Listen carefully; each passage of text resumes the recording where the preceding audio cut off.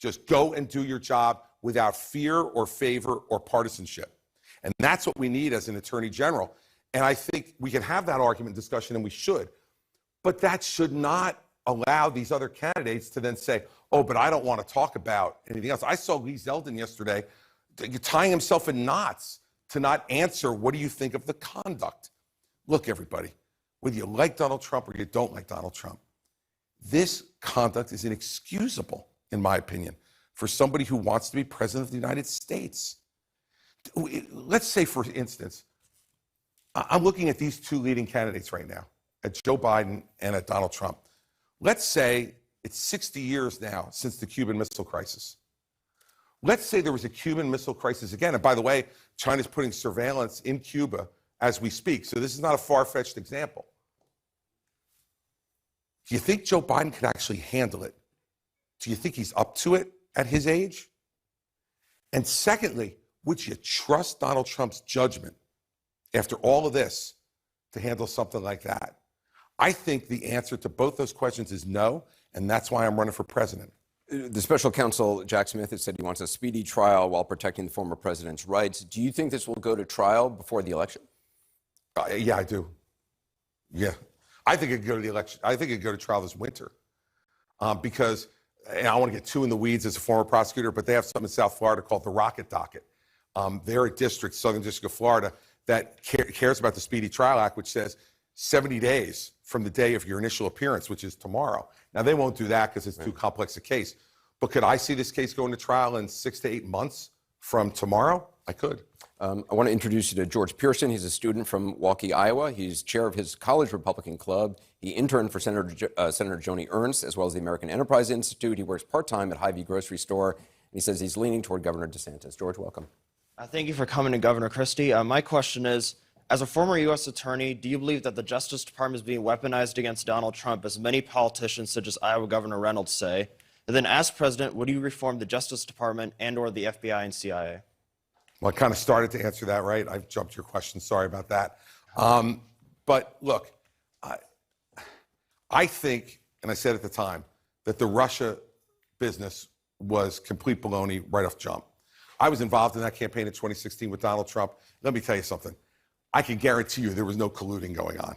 They were trying to figure out how to get from New York to Wisconsin, okay? They were not, colluding with the Russians was the last thing they were thinking about, okay?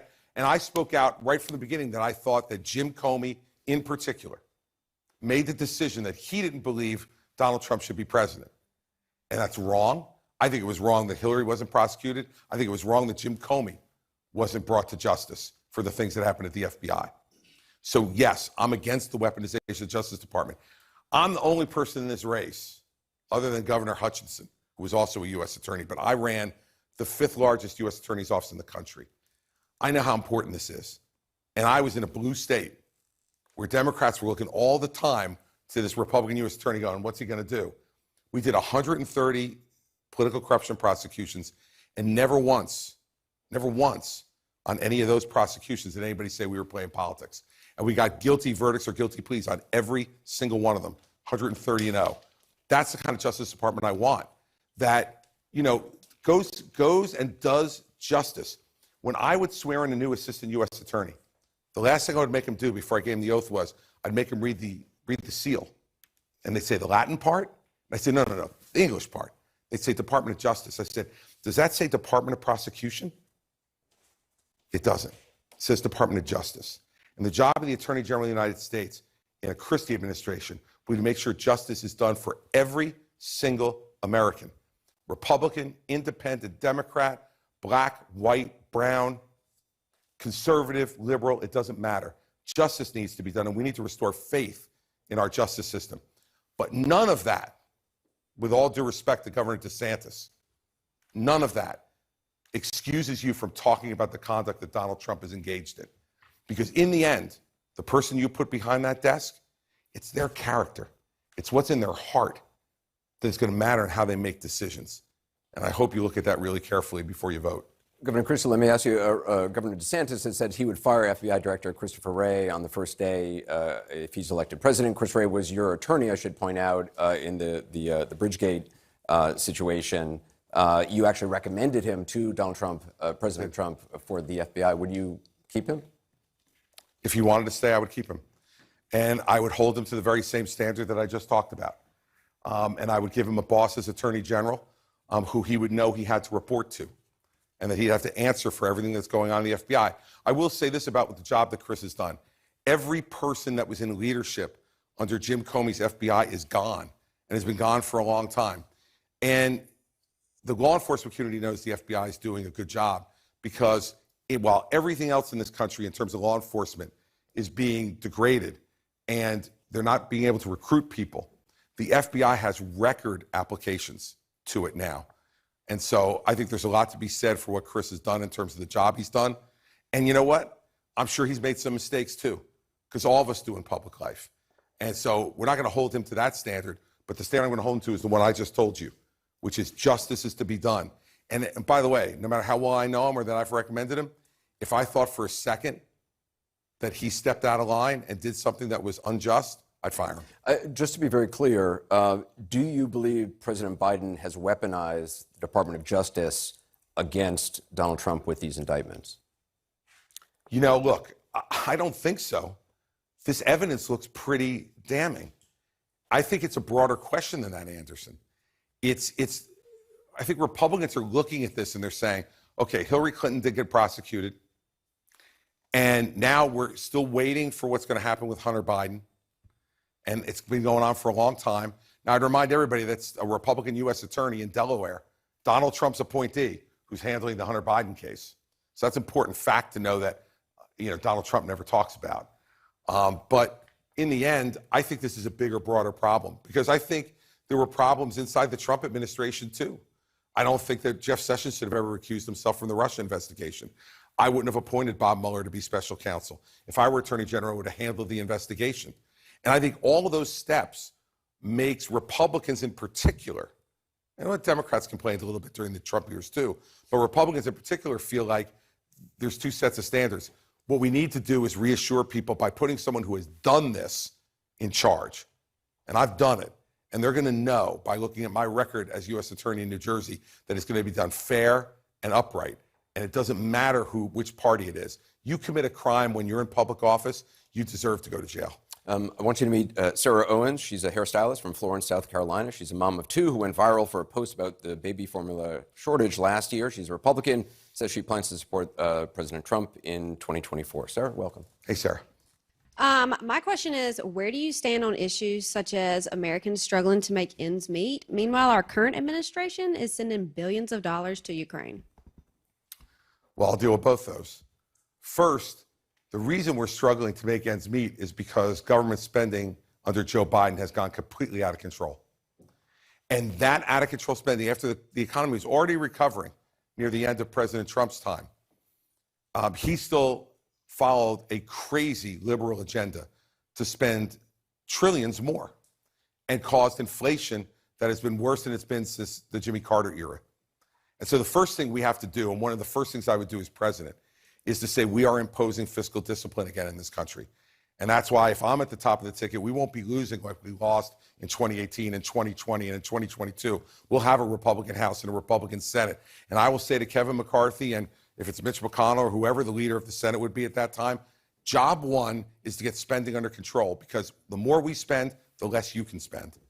And that's what's horrible for families that make ends meet. And I'll tell you the truth, Donald Trump spent more money than Barack Obama did in a 4-year period and left us with a bigger deficit, even though he promised that he was going to balance the budget in 4 years. And we left with one of the biggest deficits any president's ever had. And on Ukraine, look, I hope we have a full discussion about Ukraine, but I'll just say this. I think the way we need to look at this is a proxy war with China. The Chinese are supplying the Russians with money by buying their oil. The Chinese are providing drones to the Iranians, and the Iranians are using those drones to kill soldiers in Ukraine. And I think a big and great country, Sarah, should be able to do both. We should be able to get our spending under control, and we should be able to have a strong military that will stand up for friends around the world who are free. Because I will tell you, my real concern about this is, for your children and my grandchildren, Are they going to live in a world where China is setting the tone for this world? A communist dictatorship where they tell you how many children you can have? Where they tell you what you can think, what you can see, and what you can hear? I don't want that kind of world for your kids, and I don't want it for my grandchildren. So none of us like the idea that there's a war going on and that we're supporting it. But the alternative is for the Chinese to take over, the Russians, the Iranians, and the North Koreans, a bad foursome. And I don't want that foursome to be running your kids' lives. I want a free world being led by America to do that. So I think we can do both, but it's going to take discipline to say no to some of these crazy programs. I'll give you just one quick example. When I was governor of New Jersey, I inherited an $11 billion deficit on a $29 billion budget right after the financial crisis. We sat down and we cut out 832 different programs, and we balanced the budget without raising taxes. And that's the kind of discipline we need back in Washington. Again, Barack Obama sure as heck didn't have it. Donald Trump didn't have it. And Joe Biden ain't anywhere near it.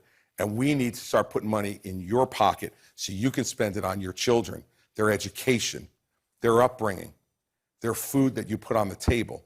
I don't want you working so hard and have to worry about prices going through the roof and have to worry about a world that won't be free.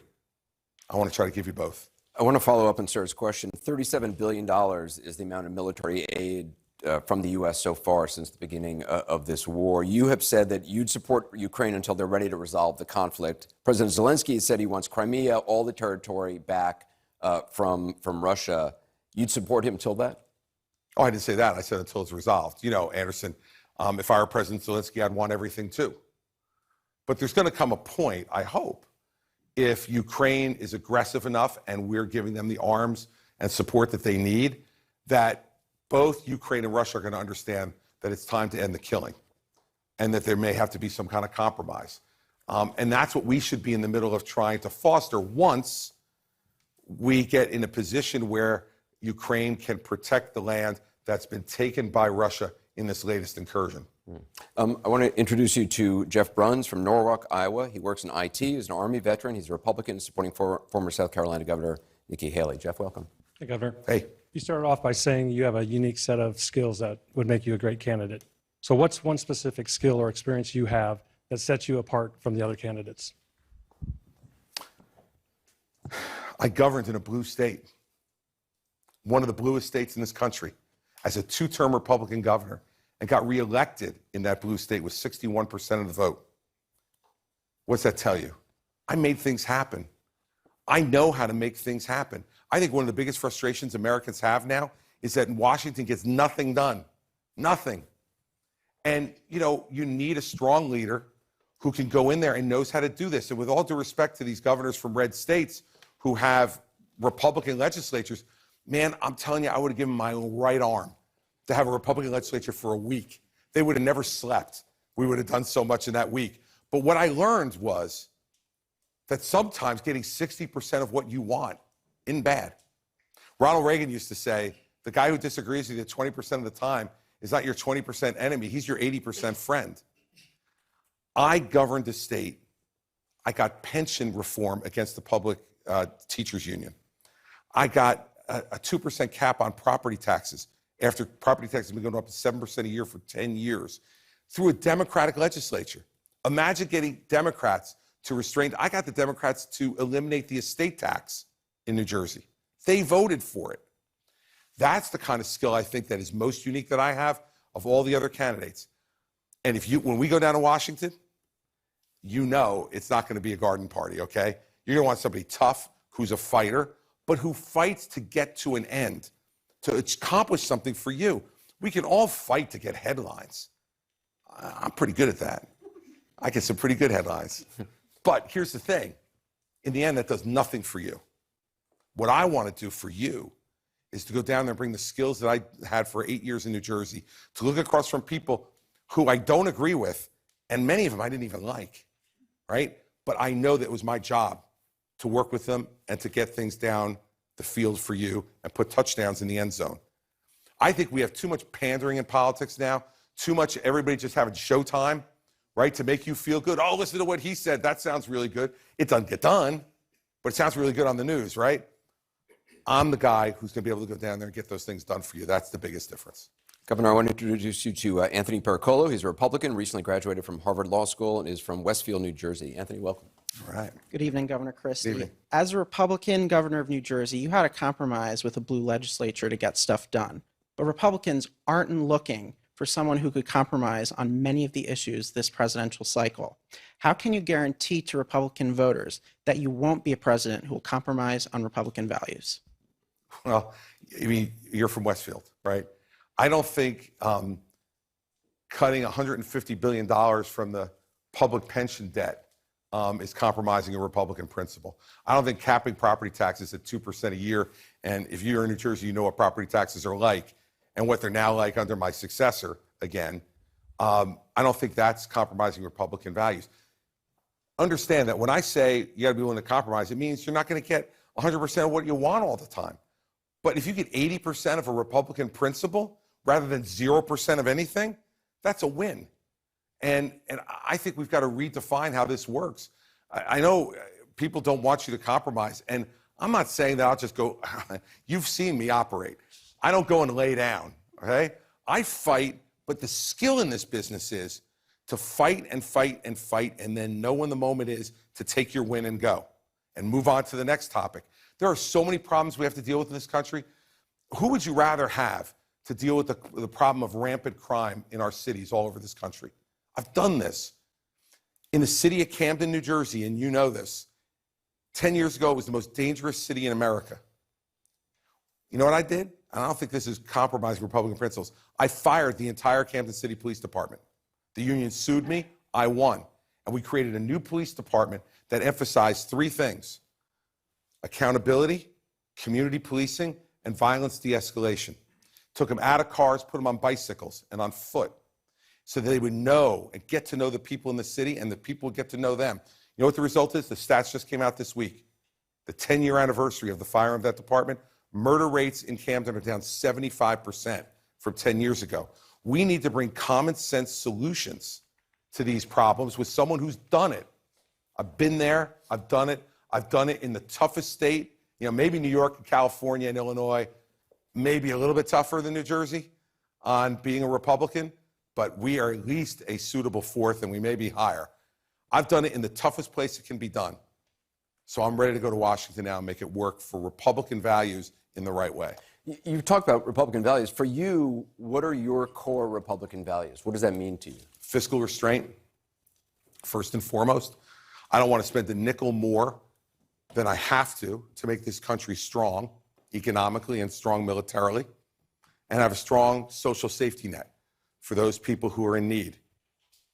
Secondly, I believe America is a leader around the world, and that the world is great when America leads, and America can only be great when we lead. We can't be great by being small. Small arguments, petty arguments, dividing each other. Look, America is great when we don't fill the moat and pull up the drawbridge.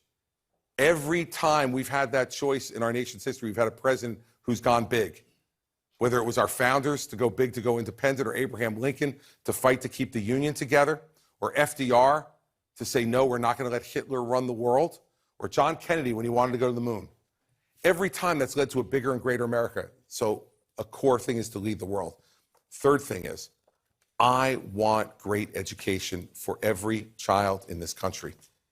It is the great equalizer, Anderson, and what we need is to have competition with the public schools, and we need to have parents be right in the middle of it, because nobody cares about their child's education. You're a parent, I'm a parent.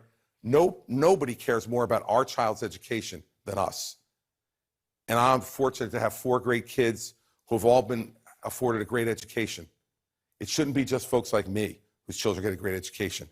That's why I opened more charter schools in New Jersey than any governor in New Jersey history, and why the test scores in Newark and Camden have tripled after having done that.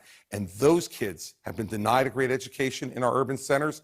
We got to get back at that. And that's what Republicans are for, Anderson, for great education that allows you to lift yourself up. You don't need a government handout. If you have a great education, you're in IT, you got a great education, you can go and you can make your own business and make it work and be successful and set an example for your children. Let me ask you, you've been on a debate stage with the former president. You've helped prep him for debates. Both times. What would be different this time? Because I'm not prepping him. So one, he's going to be a lot worse. Second, look, last time, Anderson, and I admitted this in New Hampshire a few months ago, we all made a mistake. Every one of us on that stage made this mistake.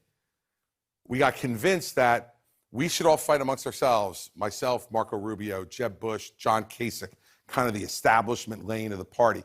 And that somehow it's going to be like the NCAA tournament, you know? We were going to advance to the next round, and we were going to face the winner of Trump and Cruz and Carson and Fiorina. Well, guess what? By the time we all got done fighting with each other, Trump won the nomination. We cannot let that happen this time, and I will not let it happen this time. I'm going to take him on directly, and not because I don't like him. I'm going to take him on directly because he's the leader. Like, how do you, I just want to understand the other candidates who won't even mention his name. I watched that Joni Ernst roast and ride thing. It was like he was Voldemort from Harry Potter. Like, nobody wanted to mention his name. You know, someone who's leading backwards and looking backwards. Like, say his name, man, say his name, right? I mean, how do you beat someone if you won't talk about them? How do you beat them if you won't distinguish yourself from them? I think, like I said before, they're playing politics. The second one is some of them are afraid. They're afraid of him. Look what he does, right? I got a nickname now. I never got one all through 16. I got one now, which is really nice. Makes me feel even more important. I'm just telling you, I've known him for 22 years. The only thing he understands is force. The only thing he understands is coming right at him and making your case. And if these other candidates don't want to do it, the American people and Republican primary voters have to start to understand this. When did we get to the point where we're always blaming our adversaries for the weakness of our candidates? Oh, it's the Democrats' fault, it's DOJ's fault, it's this person's fault, it's the media's fault. How about it's his? He hasn't won a damn thing since 2016. Three-time loser. 2018, we lost the House. 2020, we lost the White House. We lost the United States Senate a couple of weeks later in 2021. And in 2022, we lost 2 more governorships, another Senate seat, and barely took the House of Representatives when Joe Biden had the most incompetent first 2 years I've ever seen in my life. Loser, loser, loser. Now we're getting going, it'll be different this time. Why? Why will it be different this time? Those arguments need to be made, and I'm not afraid to make them for 2 reasons. One, I'm not afraid of him, and 2, it's the truth. Do you think he'll show up to those early debates? You bet he will. His ego will not be able to stop him. Or if he skips the first one, that'll be fine. Let him skip the first one. That'll give me absolute free lane. We'll do that once, Anderson. He'll be at the second one. We're going to take a quick break. We'll be back with more from former New Jersey Governor Chris Christie.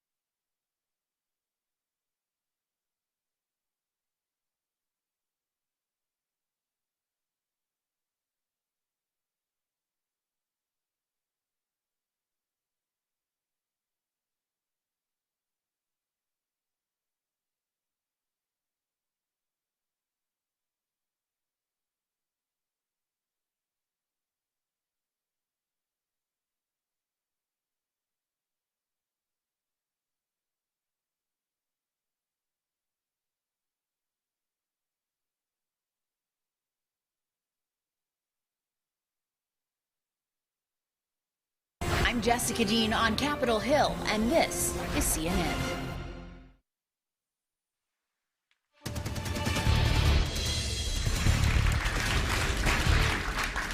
And we are back with former New Jersey Governor Chris Christie and our CNN AC360 Republican presidential town hall audience.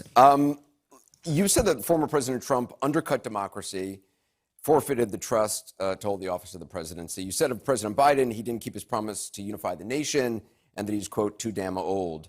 Who do you think represents the bigger hazard for this country? Look, it's a coin flip. I mean, seriously, look, I forget which one of my children, when I said this the first time in front of them, called me an ageist. I had to look it up, but I'm not, okay? But I'm just a realist. If those two people are the nominees, they're going to be a combined 160 years old on Election Day. I'm sorry, guys. Nobody beats Father Time. Nobody does. I'm different than I was when I first got into office 13 years ago. Okay, I'm different. I feel it. And I can't imagine 20 years from now, 22 years from now, I'm 60 years old. At 82, being president of the United States, or at 78, being president. So look, Anderson, I think for both of them, for different reasons, I disagree with President Biden vehemently, philosophically. I don't like what he's done to the country, and I fear what he'll do going forward if he gets reelected. And for Donald Trump, as I said off the top, he will care less about the country this time than he did 4 years ago. This is personal now. And the proof of that is, everybody look how angry he is. Every time he talks, he's angry. Like, this isn't an angry game. Sometimes you got to be mad. Sometimes people make me mad, and you've seen video of me. I don't hold back, okay? But if there's that much anger, when he displays it, it's never about what's being done to the country. It's never about what you talked about how much things are costing you and how you can make ends meet. It's not about that inner city kids aren't getting a great education. It's not about that there's crime over the streets. It's about what's been done to him, poor me, victim me. Well, I don't think either one of those people are appropriate to be president. As I said off the top, that's why I'm running. There is not, if those two are the candidates, I don't believe that there's a winning alternative for America. And America needs to start winning again. And the only way we do it is each one of you has a chance to win every day. So, I want coin flip. I wanted to introduce you to Jason Ortiz. He's a college student, a paramedic from Freeport, New York. He's a Republican who says he's deciding between supporting Senator Tim Scott, Governor Ron DeSantis, and Vivek Ramaswamy. Jason? Governor Christie, do you admit any involvement, direct or indirect, with Bridgegate? If so, explain, and how can the American public be sure that no such thing will occur on your watch if you're elected president? I just want to fill in for those who don't remember Bridgegate. Sure, why don't you just fully explain it, Anderson? Be great. Maybe I'll sit during this, you know? A couple of lanes of traffic were closed. There was a Democratic mayor who was being punished for not supporting you. Supposedly. There were two Port Authority officials who were charged. One pled guilty. Your deputy chief of staff also was charged. They were both, there were multiple criminal convictions, some of which were later overturned by the Supreme Court. You were never charged. Pretty accurate, Anderson, not bad. Look, first off, the way the American people could know that I had no involvement is you can only imagine how I was investigated by the Obama Justice Department. Remember when this happened. I had just been reelected with 61% of the vote, and I was leading Hillary Clinton in national polls. I was investigated pretty thoroughly. I had absolutely nothing to do with it. No knowledge of it. I was appalled by it, and I had nothing to do with it. Now, the second question is, with all due respect, the more important one, which is, what did I learn? What I learned was every person you pick for a job in your government is important, no matter how distant they may be from you or close they are to you. And you've got to know you can trust those people to do the right thing, because you can't watch them every minute of the day. In New Jersey, I had 60,000 employees. In the federal government, you have a couple of million. And so you can't every day watch everything they do. But you need to set an example that tells them this is unacceptable on my watch, and it won't happen. And I'll be much better at that, believe me. With the way all that happens, it's not a lesson that you forget. And so I'm glad you asked the question, because people do need to know. But what they need to know is this. I came out the day after all this happened, And I stood up for an hour and 50 minutes on national television and took every question from every national and local reporter until they had no more questions left. If you're guilty of anything, you don't do that. I did it, and I regret what happened, and I feel I am accountable for it because it happened on my watch. But it'll never happen with me again, I can guarantee you that. I want you to meet Joe Robbins. He's here with his wife, Tracy. Joe's a Republican from Henderson, Nevada, who's retired from the Union Pacific Railroad. In 2017, they lost their 20-year-old son, Quentin, in the Las Vegas mass shooting, along with 57 other people who were killed. Joe, I'm very sorry for your loss and Tracy's loss. Thanks for being with us. What's your question? Thanks for taking this question. Pleasure. What specific steps do you propose to effectively address the horrific issue of mass shootings in our society and ensure the safety and well-being of our communities while respecting individual liberties? Well, look, it is, I think, the most difficult public policy question we face today in the country because there is no easy answer. Look at your question. How are you going to do all this while also respecting the individual rights under the Second Amendment? And they're at tension. So I think what we need to do as a country is to understand that at the intersection of this are two things that are really important. Law enforcement and mental health are both very important. I don't think with 350 or million or so guns out there that tighter gun control is going to keep the gun out of the hand of someone who's going to do what happened in Las Vegas or what happened in Uvalde or what happened in Sandy Hook. You know, in some of those, people had guns that they legally owned in their own home and the people took them, right? I really think that we need to, one, have law enforcement become much more sensitive to what they're seeing from a mental health perspective with people in the community.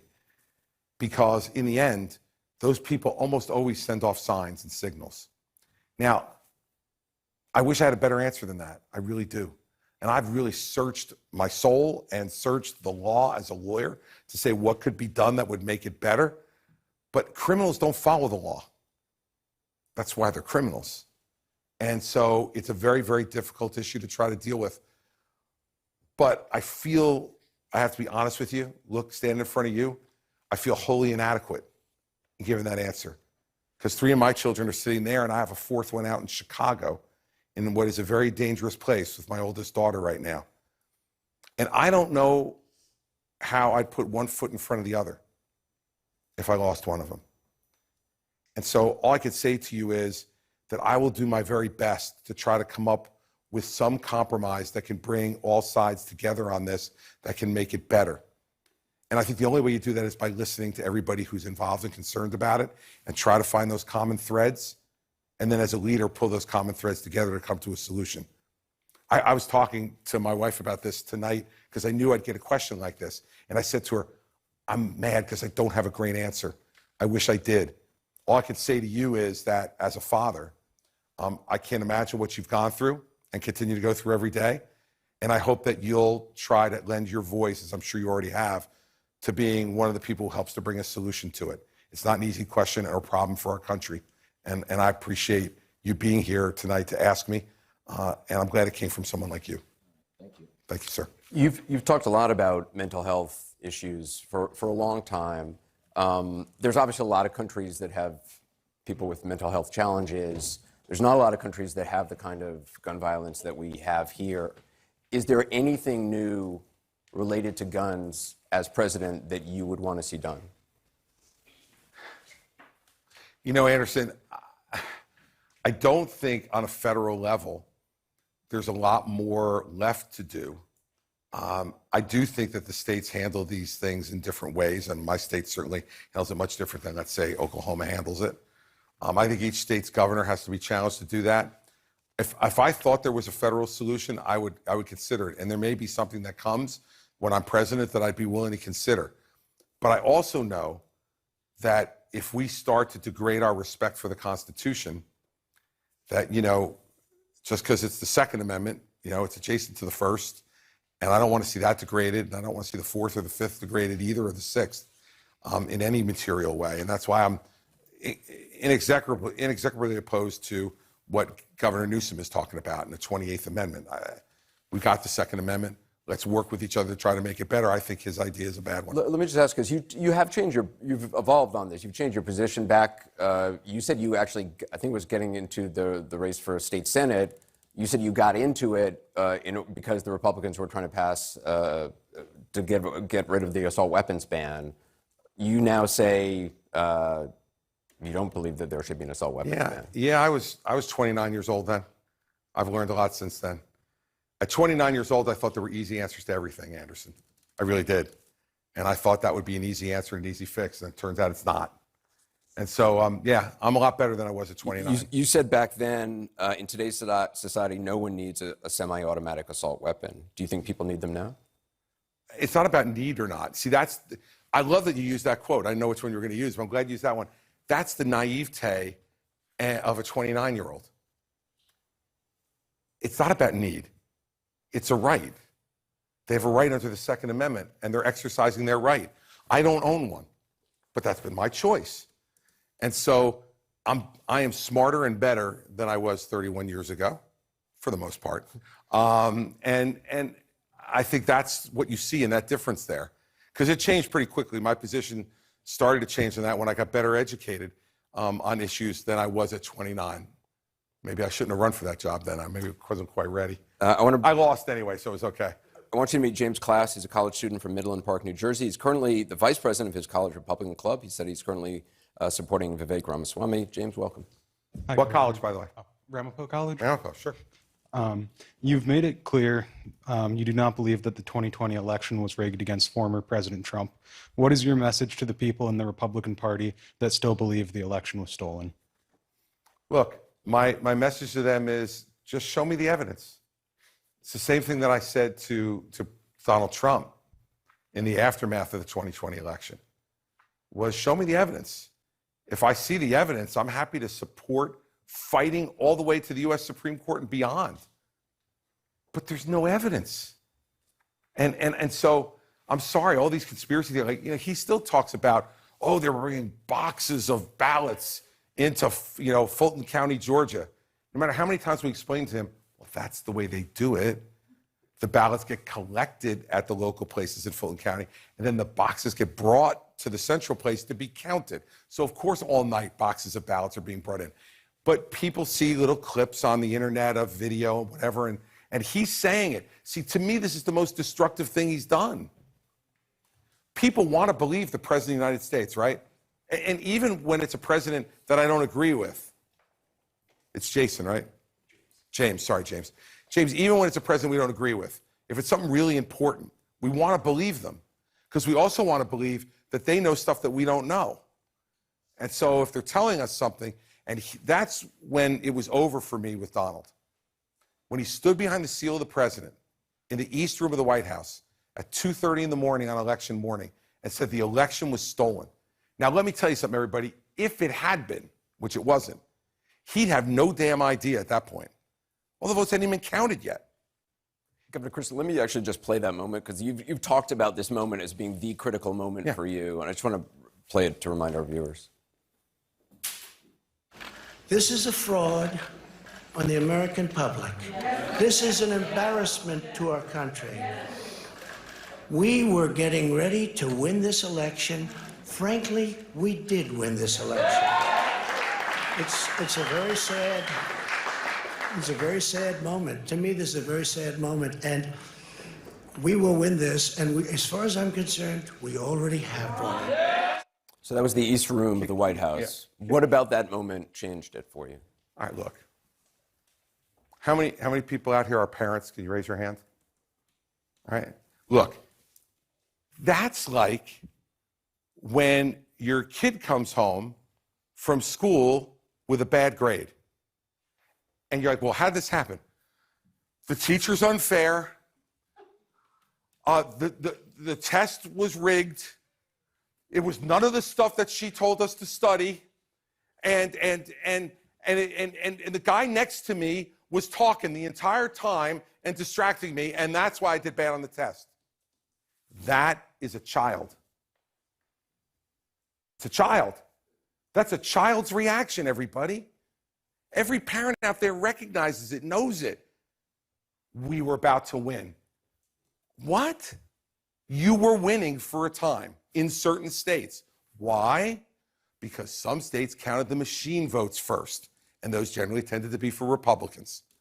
Other states, like Ohio, he was losing in the beginning. He's not complaining about the Ohio result, though, is he? He was losing for hours in Ohio because they counted the mail-in ballots first. Then they counted the machine ballots, and he won Ohio by like 8 points. It's a child's reaction. And I beg you to think about this. Don't allow the showmanship to obscure the facts.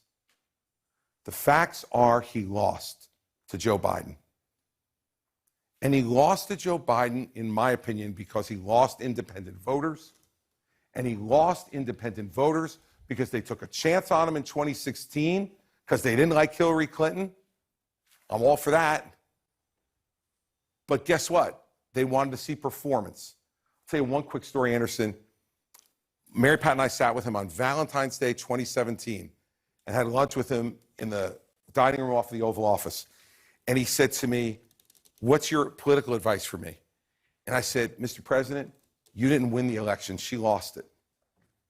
She blew it. But it doesn't matter because look where we're sitting. You're the president. So now make the next 4 years about the country. And if you make the next 4 years about the country, you're going to get reelected in a landslide. Make it about them, not about you. And if you do that, you're going to win." And he looked at me, and you'll remember this. He shook his head and he goes, "Chris, you worry too much." I think I was worried just enough.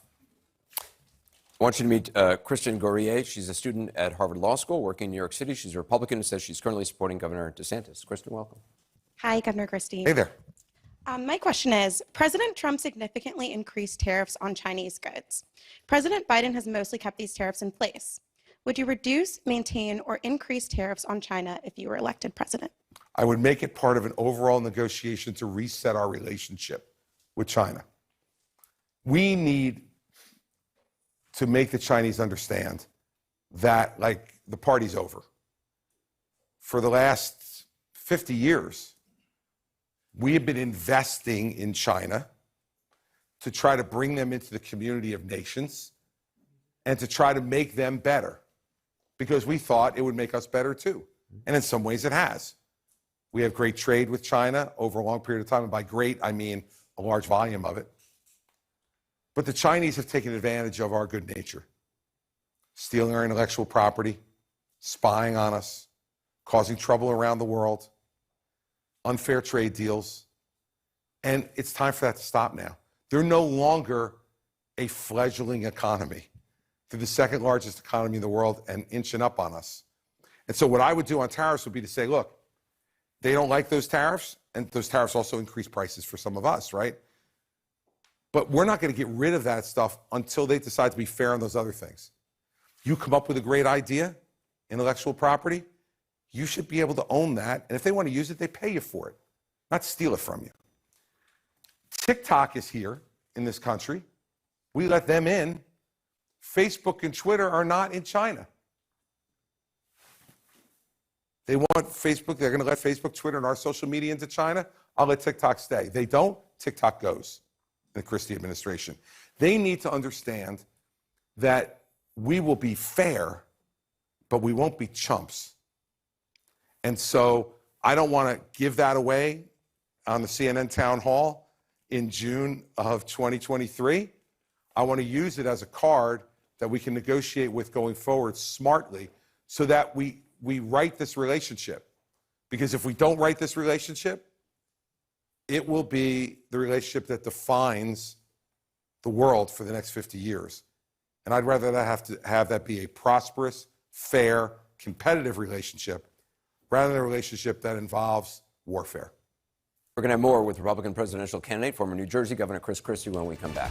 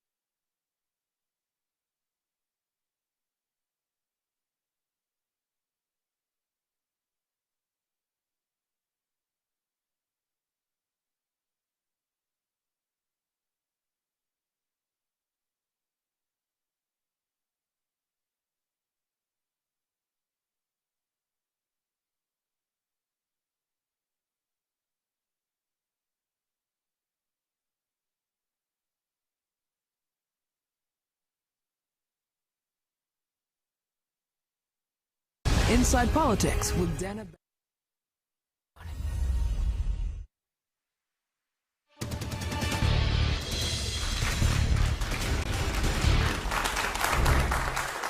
And back now with former New Jersey Governor Chris Christie as tonight's CNN AC 360 Republican presidential town hall continues. One of the things you wrote about in your book was a moment that I thought was interesting. You got COVID after doing debate prep with the former president in 2020. You were in intensive care. A priest had actually put oil on you, said prayers over you. You thought you might die. Mm-hmm. President Trump, who was also hospitalized at the same time, called you while you were in the hospital room. Do you remember what he said to you? Yeah. He said, "Are you going to say you got it from me?" Right. Yeah, to be fair, he first asked me how I was feeling. And then he said to me, "So, Chris, you going to tell them you got it from me?" I said, "Well, Mr. President, I don't know who I got it from. You know, like there were 6 of us in that room for debate prep and 5 of us got it." So I said, "Well, I don't know who patient 0 was, but..." What did it say to you? Well, finish the story, and then I understood. And he said, "Oh, no, I know you could know, but you're not going to say it was me, are you?" And I said, "Well, why would I say that, sir?" I said, "I don't know who it is." And he said, "Okay, well, good luck with everything, and I'll talk to you later." And he got off the phone. And that was the last time I heard from him during the 7 days of intensive care. The end of the story is that he got out of the hospital before I did. He went back on the campaign trail. 2 reporters who were on Air Force One with him on his first trip called me and said, "Look, we're not supposed to tell you this because it's off the record, but we're going to tell you because we're so appalled by it." He came back to the press cabin today and off the record and said to us that you gave him COVID. Now, since you're the person who showed symptoms last among the 5, we think that's kind of illogical that it would be you, but you need to know he's blaming you. So he called me to make sure I wouldn't blame him. And when I said I wouldn't because I had no basis to know who it was, he then blamed me. And then the even more interesting is Mark Meadows came out with his book a couple years later and said that on the first morning of debate prep that we did before that Tuesday debate, it was a Saturday morning, that President Trump had tested positive that morning for COVID and never told any of us. I want you to meet Michael Hurtado. He's a college student from Trenton, New Jersey. He serves as the chair of the New Jersey College Republicans. He's currently running for the New Jersey General Assembly. He says he supports you and Governor DeSantis. Michael, welcome. Governor, good evening. Which district, by the way? 15th. Okay. If elected, you would be only the 3rd Catholic and the 1st Italian-American president. How, if in any way, has this and would this influence your approach to being a chief executive and a politician in general? Well, look, I think in being a Catholic, I think the biggest thing that Catholicism teaches us is redemption. Is that everyone can be redeemed. That there's no person who's beyond redemption if they truly want forgiveness and they want to try to change their life. And that's kind of what's guided my view on the drug addiction crisis we have in this country. I'm pro-life. But I think if you're pro-life, you got to be pro-life for the whole life, not just the 9 months in the womb. No disrespect to the women in the audience, but that's the easy part. It's what comes later that the kids start to disappoint you and make it really hard. And sometimes that's drug addiction. I believe every life is an individual gift from God, and it's precious. And if you believe that in your heart, then that applies just as much to the 16-year-old young woman drug addicted on the floor of the county lockup, or the 52-year-old lawyer who got addicted to opioids and has now driven his life off the road. We need to be looking in our country, I believe, for the idea that everybody can be redeemed and everybody can be changed and everybody can have another chance if in their heart they really believe that. And I think that I feel it so strongly because that's what my Catholicism has taught me. As far as being the first Italian-American president, let me guarantee this, the food in the White House will be better. Guaranteed the food will be better, for sure. And secondly, I have to say this because I know my mother is watching from heaven. And she was a Sicilian American. She would make sure that I corrected the Italian American thing. Sicilians are very sensitive about that. And I'll tell you the greatest 2 lessons my mother taught me. First, she said, you can be anything you want to be if you're willing to work hard enough. She drilled that into my head every day. And I wouldn't be standing on the stage if I didn't believe that. And second, she said to me, Christopher, be yourself. Because then tomorrow, you don't have to try to remember who you pretended to be yesterday. And so if I can make any promises to the American people as your president based upon my upbringing, it'll be that I will work as hard as I can every day, because that's what I was taught. And you will always know exactly what I'm thinking. And some days you will love it, and other days you will turn off the radio or TV and say, I've had enough of him this week. But you will always know what I believe in my heart. And I think both of those things come from my Catholic upbringing and my Sicilian American mother, who made sure that those are lessons she didn't just say to me, but that she enforced in me and the rest of my siblings. I want to ask you what you believe on an issue you raised, which is abortion. Before you launched in 2016, you supported a 20-week federal abortion ban, except in the cases of rape, incest, or to save the life of the mother. Last week, you said you don't want the federal government, quote, bigfooting around on the issue. To be clear, do you now oppose a federal ban on abortion?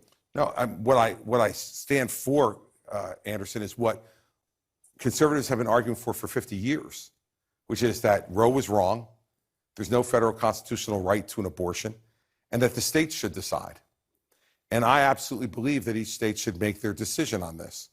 And that the federal government, the full answer I gave last week is the federal government should not be involved unless and until there's a consensus around the country from the 50 states making their own decisions about what it should be. And if at that time there's a consensus that has emerged, well, then that's fine. So if you were president and there was a consensus and you got a bill for a federal ban, would you sign it? That's a lot of ifs in there. I don't. It's not too many ifs. Yeah, it's one more than I'd like. I'll just be honest with you. I don't think we should be worried about that now. We should be out, for those of us who care about the life issue, we should be out in the states making our case for it. Now, in my state, we've done a miserable job making the case for it, because in my state, you can have an abortion now up to 9 months. I just can't be for that. But that's what the people in my state have decided. The people of Oklahoma decided there should be no abortions at all unless the life of the mother is implicated. We're not at a consensus point, Anderson. So I think what we need to do is to have this conversation that's going to happen in every state in this country now. And the reason I like this is because state politicians used to get away with murder. Right? They say, well, you can imagine what I would do if there was, but Roe's there, so I can't do anything. Well, Roe's gone. So now it's time to step up to the plate. And I want to see what each state does. Everyone thought they knew what Kansas was going to do. A red state, and they thought Kansas would be anti-abortion, but they turned out to be pro.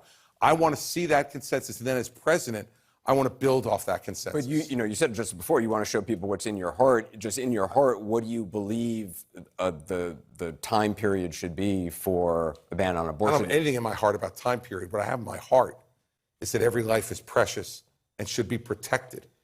And so Governor DeSantis has signed a bill for 6 weeks, banning abortion after 6 weeks. Former President Trump has said he thinks that's harsh. Do you? Look, I think that's Governor DeSantis' decision to make along with the legislature of Florida.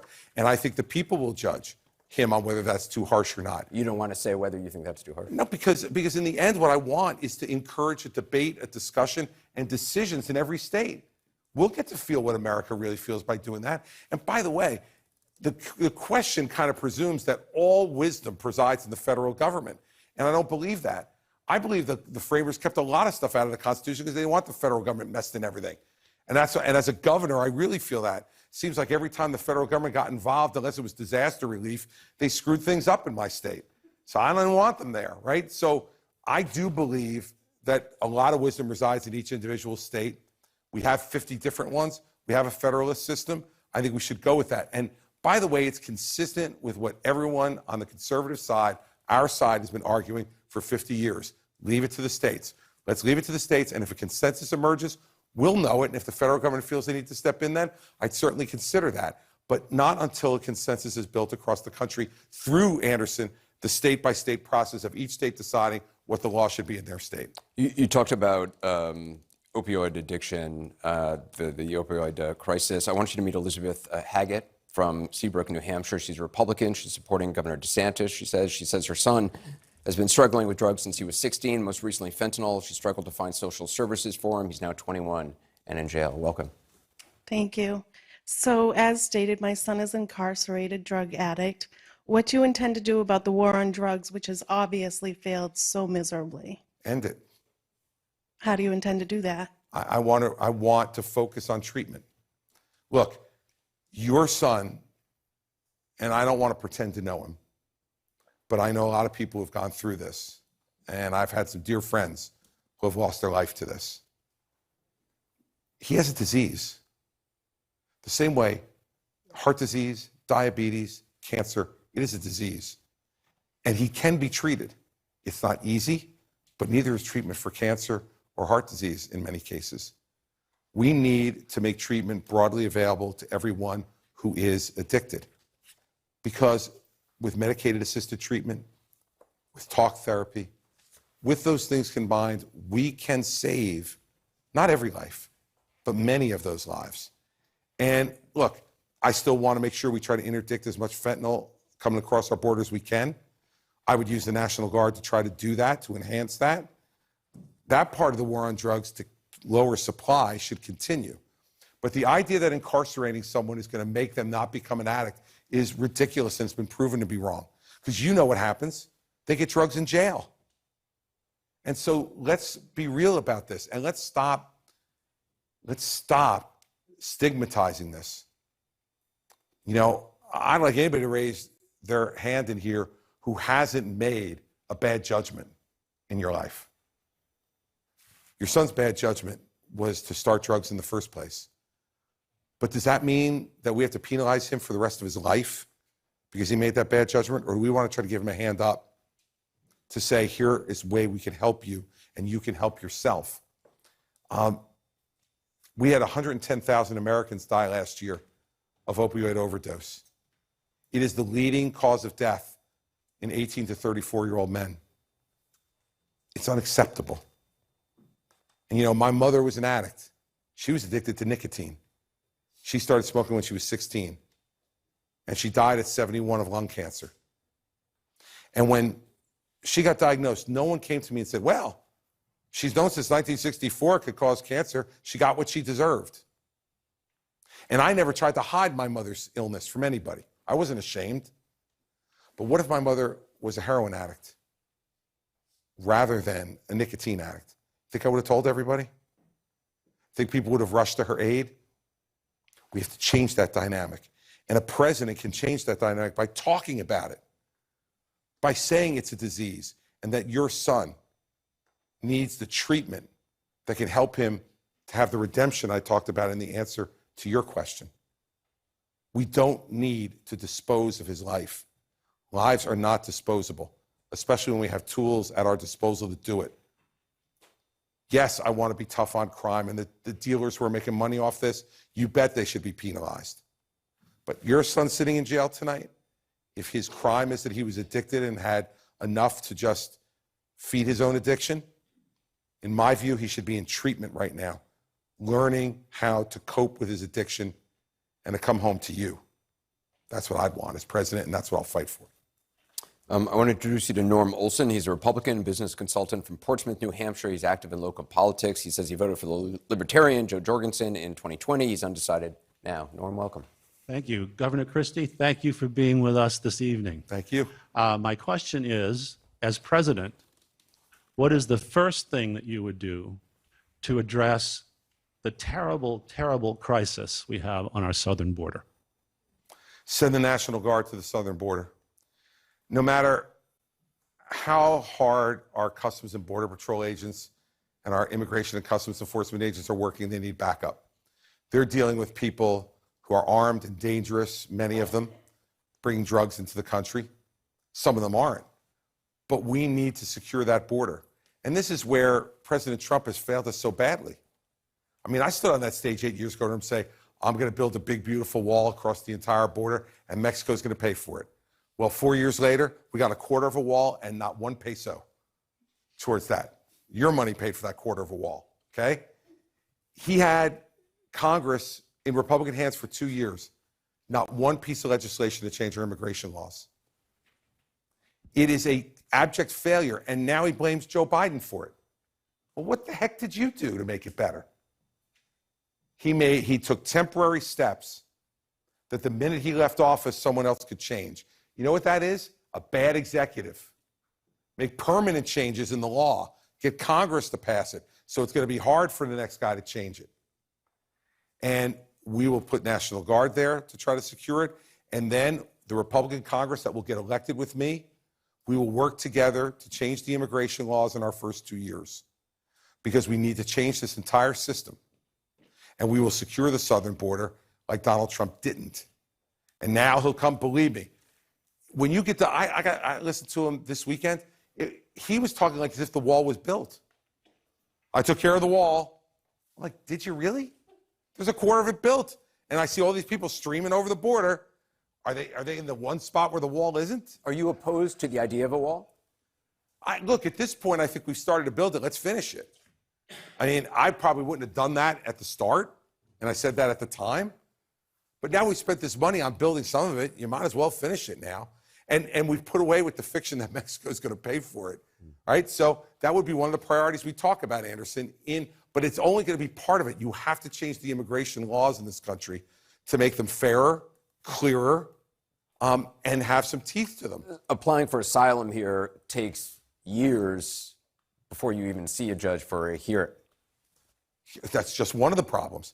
How about all the people who would bring great skills to this country, who are waiting in line outside the country while people are sneaking over the border and getting in? Like, it's unfair to those people who are playing by the rules. There's lots of problems with it. You pointed out one of them. That's another one.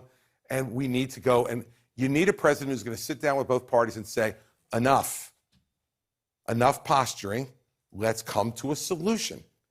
And only, like I answered that question earlier about my unique skill, only if you have had to sit with your adversaries, listen to them, reason with them, and then come to an agreement, do you know how to do it?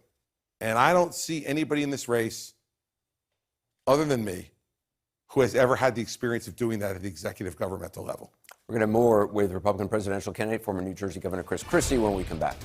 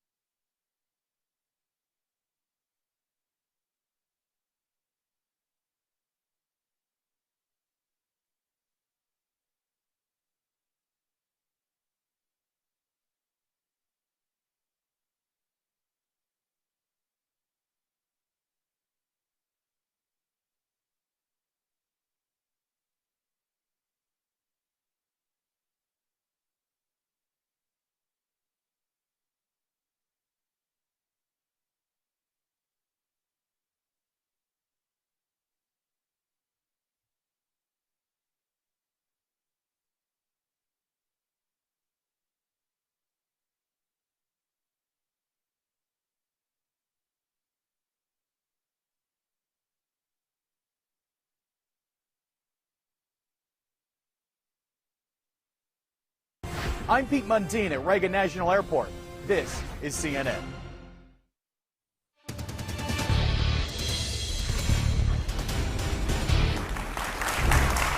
And welcome back. We're here with former New Jersey Governor Chris Christie as CNN's AC 360 Republican presidential town hall continues. I want to ask about Medicare and Social Security. If no action is taken, you've talked about this before, Medicare Part A won't be able to pay full benefits in 2031, Social Security in 2034. You've said, quote, we need to examine a whole bunch of options. What options specifically are you wanting to examine? Well, look, both the two programs are obviously very different. On Social Security, look, I think we do need to look at means testing of Social Security. Again, I'm not talking about if you've got a few $100,000 put away or less. I'm talking about if you're Warren Buffett, do you really need the Social Security check? Like, is Mark Zuckerberg not going to make ends meet without the Social Security check? And I know, I said this one time in Iowa 8 years ago, and a woman stood up and said, I paid into that, and I want my money back no matter how much money I make. I get it. But do you want your money back at the cost of the person who won't be able to eat? At the cost of the person who won't be able to pay shelter? We got to make tough choices in this country. And, you know, I came out with a plan 8 years ago, and I remember being on the stage at the Reagan Library debate, and Donald Trump came up to me during the debate in the commercials, which, by the way, if TV really wanted to make money, they could, like, sell pay-per-view for what goes on during the commercials. Who talks to who won't talk to who. Back then, no one would talk to Trump other than me. They all hated him other than me. So he and I would wind up talking a lot. And he came to me and he said, you know, I heard about that plan you got on Social Security. He said, really smart. And I said, thanks, Donald. And he goes, I'll never talk about it because you can't talk about that stuff, but it's really smart. We have to start talking about it, because if we don't, in 2034, there's going to be an automatic 24% cut in everybody's benefits. And for a lot of people, that will mean they can't pay their rent, or they can't buy food. And we can't have that. So means testing is one of the things. We have to look at a whole variety of stuff from every different person having their ox gored, because we've overspent. And when you overspend, that means you got to give something back up, like we were talking about before. And so we got to look at that, because otherwise it's going to run out of money, and we can't like click our heels and hope that, you know, it's going to, you know, no place like home. Mike Pence, Nikki Haley said they'll only change Social Security for young people in their 20s and 30s today. Well, that might be the case. You know, when you talk about changing the retirement age, you don't change the retirement age for somebody my age, right? I'm 60, so I'm within eye shot of that. And so you don't change it for them, but you can do a lot of good by changing it for people at a younger age. And what I'd want to do is sit down with the actuaries and say, at each different age point that we would change the retirement age, how much would it save us? And look at that and have a real conversation about it. I mean, you know, look, if you've got 20 or 30 years to plan for it, that should be enough to get yourself ready. If you only have 4 or 5 years, that's not fair to do. So let me be clear on that. I want you to meet Alicia Yauk. She's a social worker from Dover, New Hampshire. She's a Republican, says she plans to support Governor DeSantis in the primary. Welcome. Thank you for being here, Governor. My pleasure.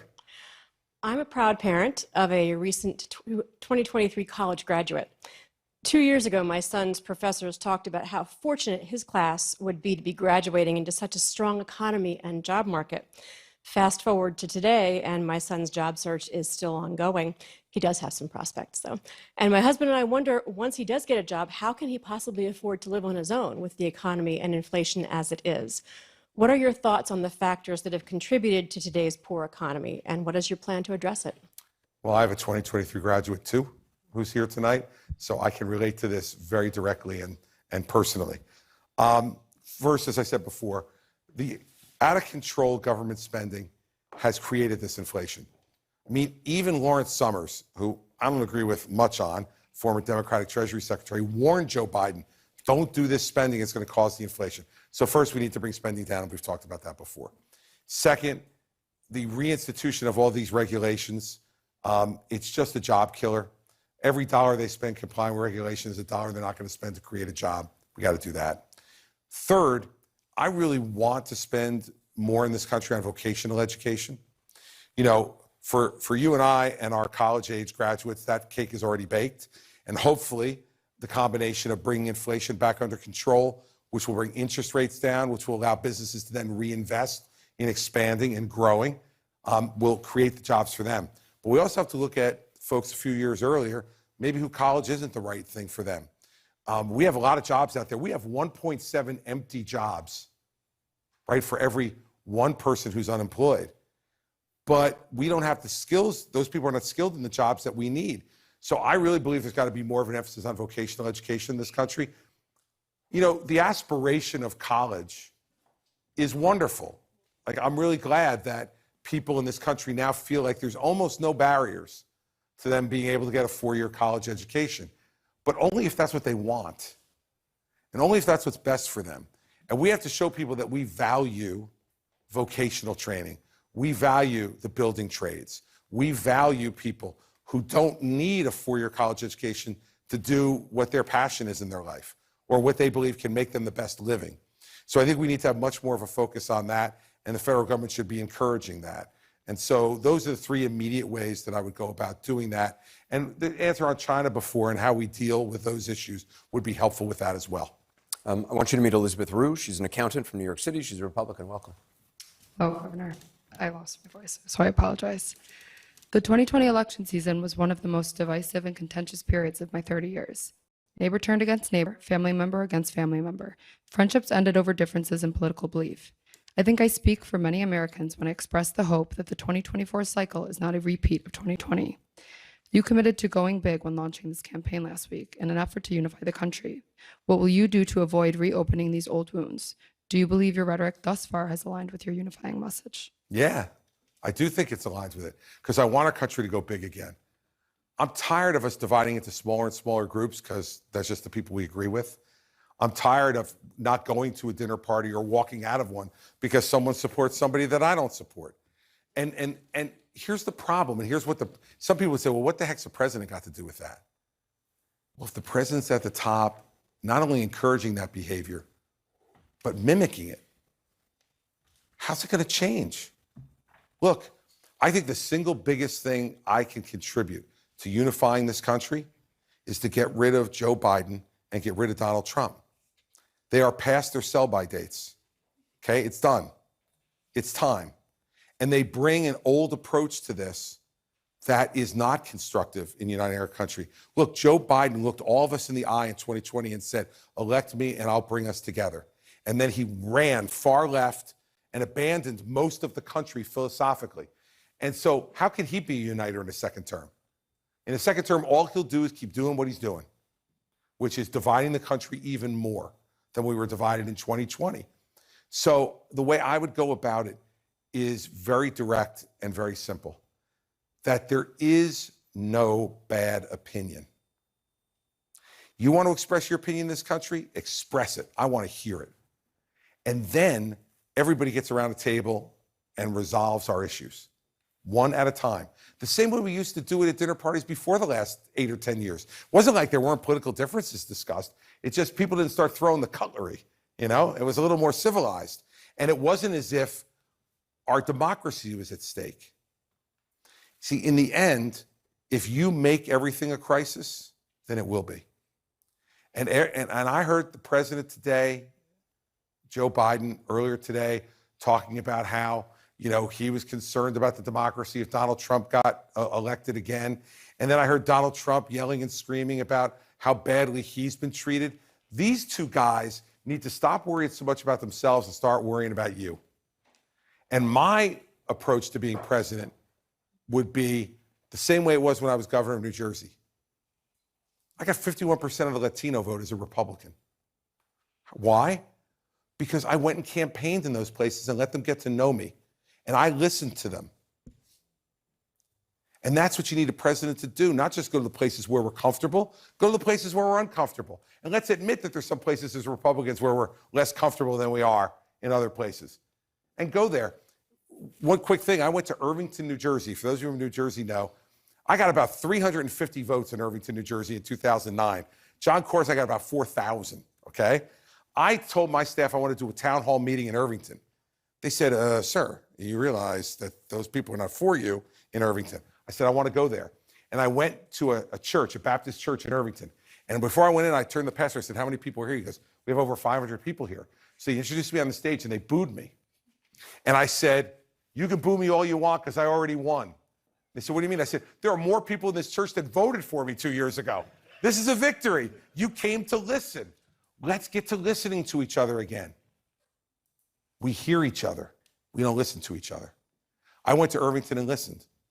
And I went all across New Jersey to places that had never voted for a Republican before. And that's why I won 19 out of the 21 counties for re-election. Because people said, he cares. He's listening. He respects my opinion. You know I didn't agree with them many times. And when I didn't, I tell them right to their face I didn't agree with them. They're not looking, people who have different opinions aren't always looking for you to agree with them. They want to be heard. They want to be taken seriously. And now, right now, what Donald Trump and Joe Biden are doing to this country is dividing us even further because it's to their advantage. The more divided we are, and that's the only choice we have, then they're gonna be the nominees and one of them is gonna win. We need to go differently, folks. We need to go differently. And I am willing to fight as hard as anybody. And you watched me over the last 13 years when my state was hit by Sandy. I fought with Republicans and Democrats to make sure my state was taken care of and rebuilt, and it has been. I'm not willing to concede anything on principle, but I am willing to work with anyone of goodwill who wants to make this country better. And can you say the same thing about Donald Trump? Can you say the same thing about Joe Biden? If you can't, you should think twice. And think twice about all the imitators, too. One thing you'll be able to find out about me over the next year and a half, I'm not imitating anybody. This is an original, everybody. This is it, okay? And you're going to see who I am. You're going to get to know me. And if you vote for me, great. And if you don't, at least you'll know who you're not voting for and what's in my heart. And that's what I'm going to show you and give you. I'm going to fight for you to do that, to have the right to do that. And I'm going to make sure that we remember what we all have in common. We're Americans. And this is the greatest country the world has ever seen. As we approach 250 years, let's stop the arguing and fighting over the small things. And let's work together to win the fights on the big things that will make our children smarter, more prosperous, healthier, and safer. We do those things, this country has no rival, hasn't had one before, and won't have one for the next 100 years. Governor Chris Christie, thank you very much for joining us. Thank our audience as well for their questions. CNN's coverage continues with Jake Tapper and Aaron Burnett. Thanks very much. Thanks for Appreciate joining us.